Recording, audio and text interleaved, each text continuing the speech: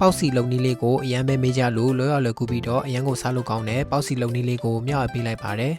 ။အရင်ဆုံးဂျုံမုံ900 gram ကိုထည့်ပေးပြီးတစိမ့်5 gram နဲ့တခြား15 gram ကိုထည့်ပေးလိုက်ပါမယ်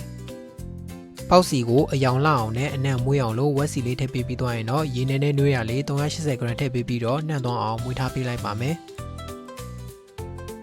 တူလေးနဲ့မွေးပြီးလို့ဒီလိုပုံစံဖြစ်လာပြီဆိုရင်တော့ဂျုံအသားတက်လာအောင်လို့အဖုံးလေးပိတ်ပြီးတော့တနားရီလောက်နှက်ထားပေးလိုက်ပါမယ်။ပြီးရင်တော့ဝက်သားလေးတွေကိုကြေသွားအောင်လို့ကြိတ်ထားပေးလိုက်ပါမယ်။စီပူလာပြီဆိုရင်တော့အသားတစ်ဝက်ကိုကြော်ထားပေးလိုက်ပါမယ်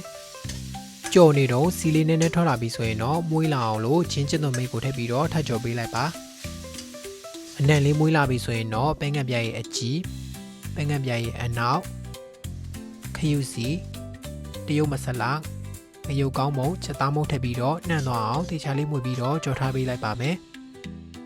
ရသွားပြီဆိုရင်တော့ခုနကကြံသေးတဲ့အသားတစ်ဝက်ထက်ကိုလောင်းထည့်ပေးပြီးချက်သွန်မိတ်လေးထပ်ထည့်ပေးပြီးသွားရင်တော့တူလေးနဲ့နှံ့သွားအောင်တေချာလေးမွေးထားပေးလိုက်ပါမယ်။ပြီးရင်တော့ရေခဲတက်တာထဲမှာထည့်ပေးပြီးအေးခံထားပေးလိုက်ပါမယ်။ခုနကနှက်ထားတဲ့ဂျုံသားလေးတွေရလာပြီဆိုရင်တော့တူလေးနဲ့နောက်ထပ်ထပ်မွေးပေးလိုက်ပါမယ်။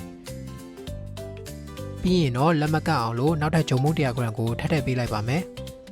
ဒီလိုမျိုးအတုံးလေးတွေဖြစ်အောင်လေးပေးပြီးသွားရင်တော့အသားထည့်ပေးပြီးအဆင်ပြေသလိုလေးပိတ်ထားပေးလိုက်ပါမယ်။နောက်ဆုံးပေါင်းဝိုးထဲမှာ15မိနစ်လောက်ပေါင်းပေးပြီးသွားရင်တော့မီးပိတ်ပြီး5မိနစ်လောက်ထပ်နှံထားပေးလိုက်ပါမယ်။ဒါဆိုရင်တော့ဒီလိုမျိုးလောရလွယ်ကူပြီးတော့အရန်ကိုစားလို့ကောင်းတဲ့ပေါက်စီကြီးတွေရပါပြီနော်။စားလို့ရန်ကောင်းတာမို့လို့လိုက်လို့စားကြည့်ကြဖို့မမေ့ကြပါနဲ့ဦးနော်။